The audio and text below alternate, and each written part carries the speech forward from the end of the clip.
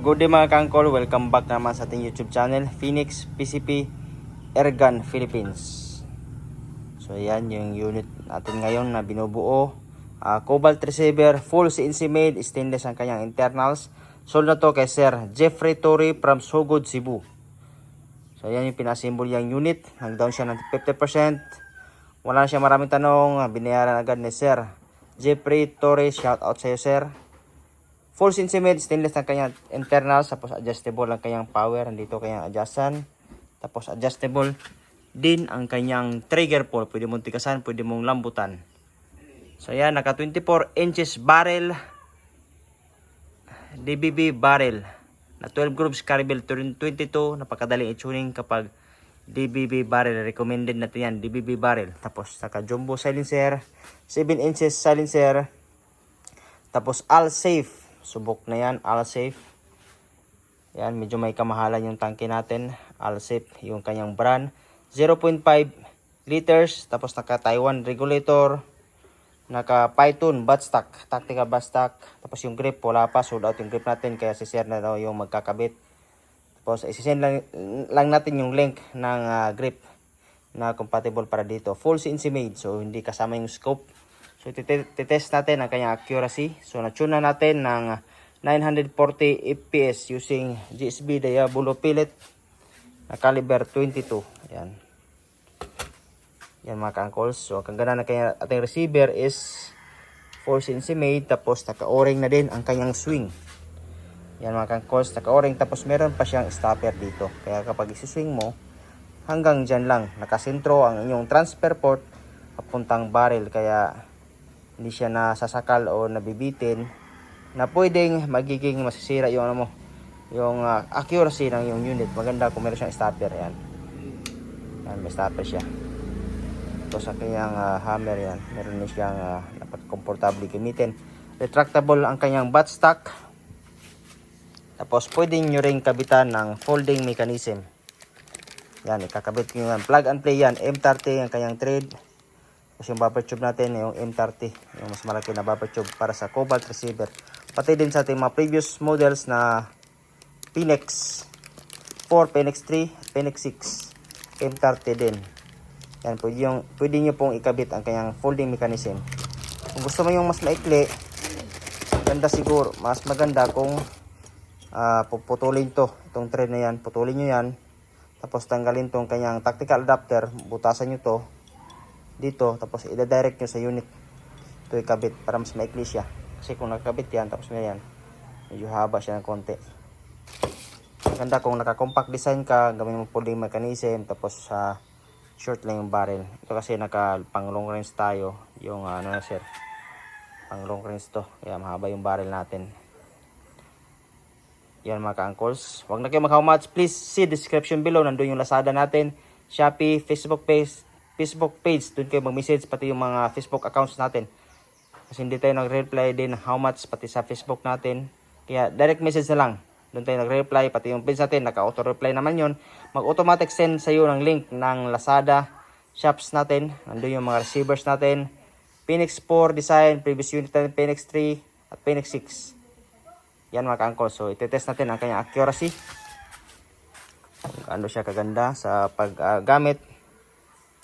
Swing nyo lang, tapos lagay ang kanyang pellet. Naka-chamber na din siya yung pellet, kaya hindi siya mahihirap ipasok. Yan mga ka-uncles, naka-chamber na siya ang ating pellet. Tapos i-swing nyo pa babalik. Yan, maganda pag may stopper siya, hindi ka lalampas. Kasi kung lang stopper, kung lalampas ka siya, masasakal yung transfer port mo, magbabago na yung ipis mo kasi nasasakal yung hangin na palabas. Kaya maganda kung may siya stopper. Yan, activate the hammer. Sa mga iba, mayroon ba yung sir, safety lock? So wala po tayong safety lock. For the safety na lang, gagawin nyo, tatanggalin nyo, i-deactivate nyo yung hammer. Yan, deactivate nyo yan mga ka-uncles. Yan, pwede mahawakan nyo lang, i-deactivate nyo yung hammer. Kasi kung lalagyan natin yung safety lock, medyo may pricey din kasi sa CNC. Kaya hindi na siya magiging budget meal. Dagdag price lang siya, tapos hindi naman siya ganong gamit kapag lalagyan pa natin sa safety lock. Gagawin niyo lang, pag naka-activate yan, kung gusto niyo force the safety, hindi ma-accident na yung makalabit, ano lang, i-deactivate nyo lang. Hawakan nyo, tapos ibalik nyo. Yan mga ka-angkles. So, test natin ang kanyang accuracy. Yan, test natin mga ka-angkles. Hanap tayo ng target. Yan, may mga butas yan. Yan yung unang ginawa natin kanina. 0 tayo. Tapos gagawa tayo ng panibagong butas dito sa kabila naman. So first shot tayo, gagawa tayo ng unang butas.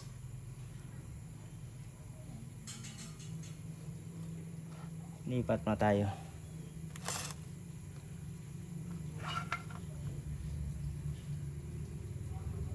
Yan mga ka-angkles, first shot.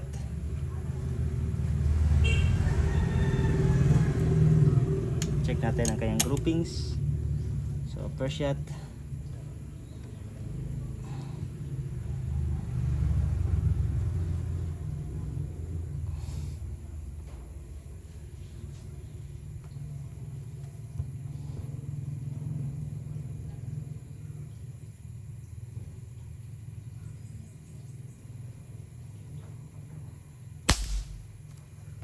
Yan, medyo magalaw.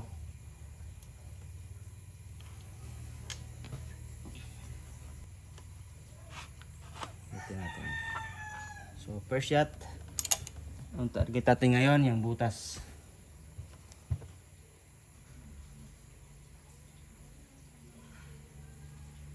Moving target.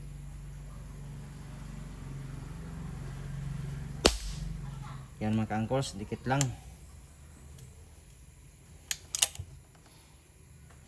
Second shot.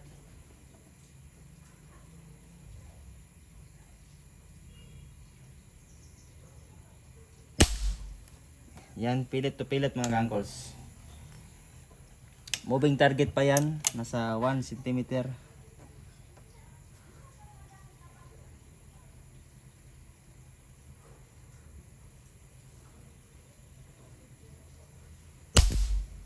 Yan, isang butas.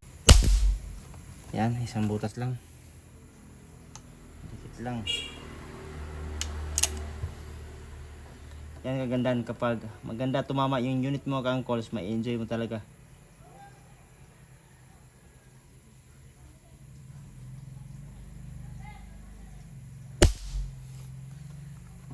Yan. Napakaganda tumama. Ang unit ni Sir Jeffrey Torre from Sugod, Cebu.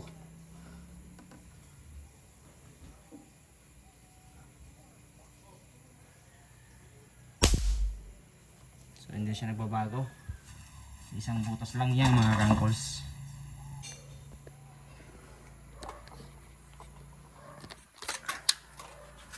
So yan yung unit po sir.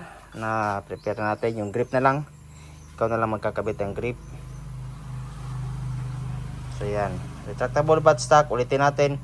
Cobalt receiver in collaboration with MD PCP. Yan, ito yung MD PCP. PCP stands for Pre-Charged Pneumatics. And Phoenix Airgun.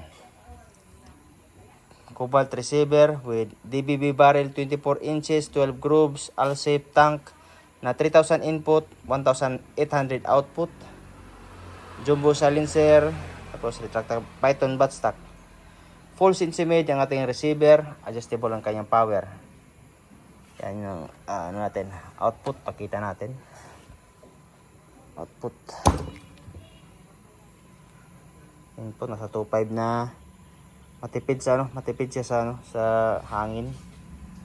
Yan 1,800 ang kanyang output. Receiver natin is clip type. Kay ganda ng unit. So hanggang sa muli na mga ka-angkles. Ulitin natin, please subscribe na lang at paki-click yung notification bell para mag-i-update kayo sa mga bagong videos natin. So thank you.